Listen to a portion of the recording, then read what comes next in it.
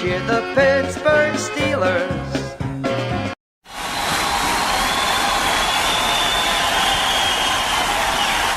Broadcasting tape delayed from the Pennsylvania Turnpike, the finest network of highways in any commonwealth in America. The Sports Economy Show is on. And why are we on the Pennsylvania Turnpike today, folks? Because this show is about your newest quarterback for the Pittsburgh Steelers, Aaron Rodgers. This is the road that he took from the Meadowlands in New Jersey all the way across the great Commonwealth of Pennsylvania to wind up in Pittsburgh, where the Pittsburgh Steelers have signed Aaron Rodgers to be their quarterback for 2025. And today, we are talking to several real Pittsburgh fans who are going to give their Aaron minute about how he is going to help the Steelers make it to the Super Bowl.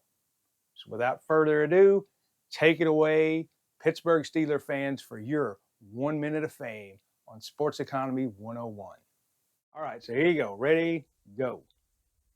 Alrighty. So I think starting off, it's worth noting that we have taken in those quarterbacks in the past.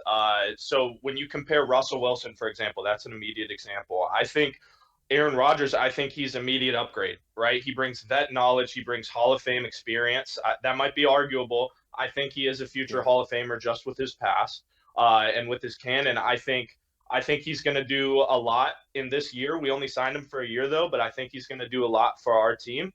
I know when we acquired Aaron Rodgers prior, we kind of stacked our draft for next year. So I'm very confident that we're going to be able to find a quarterback next year to replace Aaron Rodgers. I think we have great depth at quarterback right now. We have Aaron Rodgers and we got Mason Rudolph, who's been a backup for Ben Roethlisberger.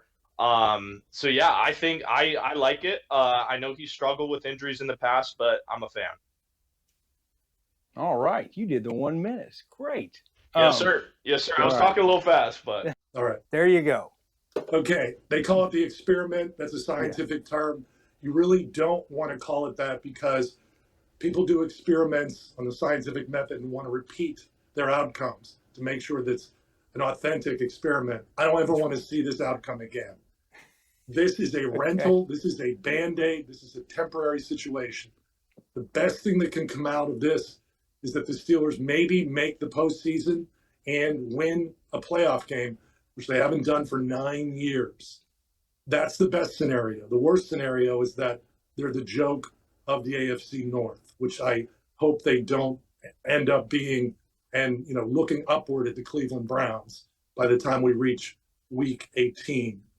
The best thing that can really happen from a long-term standpoint is that he leaves some kind of legacy with the younger quarterbacks, and they have something to build on. Wow, that was right in a minute. Here we go. Aaron Rodgers experiment. It will be better than the Mason Rudolph experiment. I don't know by how much better. I think it'll be close to the same. It will be at least exciting. He's going to be someone that's going to throw the ball, not be afraid to throw the ball like Russell Wilson last year. Wouldn't throw it over the middle. He just checked it down. He's going to hold his teammates accountable. But it's just, I don't know how it's going to turn out. It will be exciting blend of football, but with Arthur Smith, the offensive coordinator, I don't know how exciting two tight ends and a running back and a fullback are going to be. So I'm on the fence. I'm interested to see how it will turn out. I will watch all the games, of course, but kind of on the fence now. It's 1 minute. So that's 1 minute. That's great. And go. I'll just say this. I am not like everybody else. I love Mike Tomlin. I think he's a great coach. I think he's a future Hall of Fame coach. I think that Aaron Rodgers is first ballot Hall of Famer. But 41-year-old Aaron Rodgers and Mike Tomlin right now are, in my opinion, setting themselves up for failure. They're making changes to be making changes, but it's too many changes and they're not focused on the right situation. I think Aaron Rodgers is past his prime, and they just want Aaron Rodgers to do the same things that Mason Rudolph would do. But why do you need Aaron Rodgers for that? Why can't you just get another quarterback to do that? Go. I wish Aaron Rodgers would have stayed in the cave and just retired. He should have called it quits, a while back. I don't know why the Pittsburgh Steelers want him as a distraction. I mean, what's this guy going to start talking about every Wednesday or whatever on the Pat McAfee show right in the middle of the season? We have enough distractions in Pittsburgh. We don't need him. I think we should have given Mason Rudolph a chance, to be honest with you. I think we bungled the whole Justin Fields contract. How we let him walk away, I don't know, but I would have rather have seen Mason Rudolph get some snaps with a good offensive line, a good offensive coordinator, etc. With that said, though, Aaron Rodgers still is a pretty darn good quarterback. He had some really good numbers in the second half of the season. If he wins a Super Bowl for us, he'll be the greatest dude on earth, and life will be well again. But Okay. Feelings. There you go. All right. Okay. Here we go. Go ahead. It's funny when you say feel, because Aaron Rodgers is a cerebral quarterback when he thinks about football. Anyway, look, a four-time MVP. I know he's 41. I was upset about this decision before, but then I come to think, hey, here's a guy who is bringing something to the table in Pittsburgh. Maybe he'll be able to get the offense going if they're able to, utilize what receiving they have. I got a Steeler fan sitting across from me too, who's probably hoping the same thing.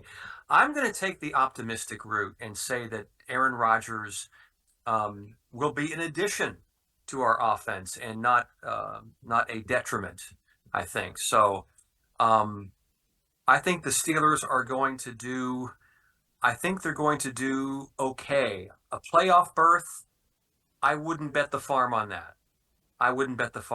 But they'll get close. For part two of our great experiment with the Aaron Rodgers 2025 season, we now have our panel of experts describing what the over-under is going to be. Is it going to be good? Is it going to be bad? Is Mike Tomlin going to continue his record of winning without a losing season in 15 years, whatever it is? So we're going to ask our experts exactly what's going to happen in the year 2025 for your Pittsburgh Steelers. One question: the gamblers are having a 8.5 is their win total. Basically, they're saying we're going to punt. We're not going to say they're under or they're over. If they go under, they have a losing season. If they go over, say 10 wins, they could be in the playoffs, which is the norm. What is your prediction here, Greg? I think, I was one of the outliers. When I always look at the schedule when it comes out, and then I try and guess what they're going to do. I had them at 10 or 11 wins prior to Aaron Rodgers. Yeah. Just because I think their beginning half of the schedule is pretty easier, pretty easy for them. The end is where it's a little sketchy and they can start falling apart.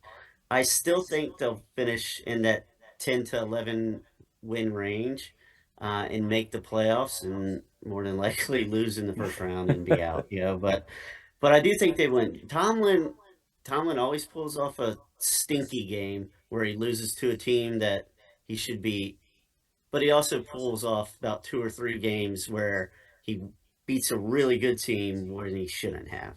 Yeah. So I think that 10 to 11 range. All right. Now this is also based that Aaron doesn't get hurt. He gets hurt. I think you're looking at, if Aaron's hurt, probably 9 wins. If he's healthy, oh really? Probably 10 wins. Yeah, I think the Steelers, the way their schedule lines up. So what you're saying is there's no reason for him to be there. The question I do have is the gamblers are at 8.5. It's the safe bet, whatever. The question is, if Aaron doesn't get hurt, under 8 wins, over 9, 10 wins. Now, if they win 10, they're probably going to the playoffs, which is what everybody wants, obviously. So what is your opinion of that? So my opinion is look at the past, right? You look at Mike Tomlin and his past, he's a winning coach. He wins games. He finds a way. Yeah, it's been painful. We're not really winning the playoff games that we want to, but in regular season games, we're winning. We're making it to the playoffs quite frequently. So I think it's going to happen again. If he doesn't get hurt, that's the cause for concern. He's such an older quarterback. Yeah. But I think if he can find a way to stay healthy with all the dolphin music he plays at his Achilles or whatever it is, but I think if he can find a way to stay healthy, that was the thing. But if he can find a way to stay healthy, I think we're going to be over 8.5 wins. I take the over. The one question I do have is the gamblers have the over under set at 8.5, which is a 500 record. Right. Under that, they don't have a winning season. Over that, they have a winning season. 10 wins could possibly get them playoffs, right? So what do you feel about what they're considering that Aaron doesn't get hurt? He plays the whole season. Do you think they're going to go under, they're going to go over, possibly make the playoffs? I think they're going to go under, but I think it'll be 8 and 9. 8 wins, 9 losses. Okay, so they're going to be real close to 500. And this will be the end of Tomlinson's streak. Tomlin's streak, correct? Yeah. Yeah. If my prediction bears out. Yeah. The other people I've talked to, they are Steeler hopefuls to the end, and they feel that they're going to win 10 games and make the playoffs. I hope they're right and I'm wrong. The gamblers, the odds makers, which they always win, have the odds at 8.5 wins, 8.5 wins, which is technically a 500 team. Or if Aaron stays healthy, plays the whole season, over or under 8.5 wins, 9, 10 wins, 6 or 7 wins. If Aaron Rodgers stays healthy, what's the Steelers' record? Yeah, how many wins are they going to have? 10. 10. 10 and 7. 10. 10 and 7. I think if Aaron Rodgers stays healthy, that'll get in the playoffs. The Steelers will be exactly what they've been in the last few years. Yeah. They have a quarterback that is not explosive, and he just is does exactly what they want him to do. He's a field general, and they rely on the defense, and they'll be about 10 and 7. But they'll be in the same situation they've been in the last 5 years. They'll get to the playoffs. They'll play a team who actually has a quarterback and a team that revolves around an offensive system that works, and that they will blow us the hell out, Buffalo or Kansas City, as they usually do every year. The odds makers have the Steelers 8.5 over under. At 8.5 is a losing season for the Steelers. What do you predict? Over or under 8.5 wins? Now, this is if he doesn't get hurt. If he doesn't get hurt. If he gets hurt, but if he does play the full season, are you saying they're going to win 9, 10 games or 6? I'm going to say over. I bet we win 9 or 10 games. Okay. All right, man. That's a positive outlook. Well, just trying to be a positive fan here. I'm very optimistic always at the beginning of the season. But honestly, I think like after the first couple of games, I'll have a much better idea. Okay. 10 games will get you the playoffs. But we thought that last year. We started off really strong and then stunk it up. But I'm just like, I don't know. And from what I understand, the so-called easiest part of our schedule is in the first couple of weeks of the season. So we could once again be very, very deceiving, beating up on some bad teams. And then when we start playing the really good teams, then we're in trouble. I don't know. I hope it's a fairy tale ending for him. Aaron Rodgers, that is, I know he's got his issues. He's very complicated, but he's been a great quarterback his entire career. What do you feel their win total is going to be? 10. 10 wins. 10 wins. That's right in line with the other two fans that I've talked to. Oh, okay. Yes. They have a tough schedule this year too. They have a tough schedule, but I think they're gonna go 10. But that's not going to be enough for the playoffs. You don't think so? Well, in the AFC North, maybe they'll get a wild card. I don't know. I think they'll have a winning season and probably just miss the playoffs. That's my assessment. Okay. But if they miss the playoffs, the fans are still going to say, "I told you so." Yes, because that's the whole thing. Pittsburgh, they missed the playoffs. I forget how many years in a row now, and they haven't won a playoff game since 2016. Yeah. So that's not good. Pittsburgh demands a lot more. When I was a little boy, I remember the Steelers being the doormat of the NFL for 40 years. Yeah. And when they finally started winning in the early 70s, I was 10 years old. That shows you how old I am. That's when everything turned around. Yeah. And now we have come to expect them to do well every year. And with the exception of a few seasons in the 80s and a few in the 90s, they have done well every year. Yeah. At least winning.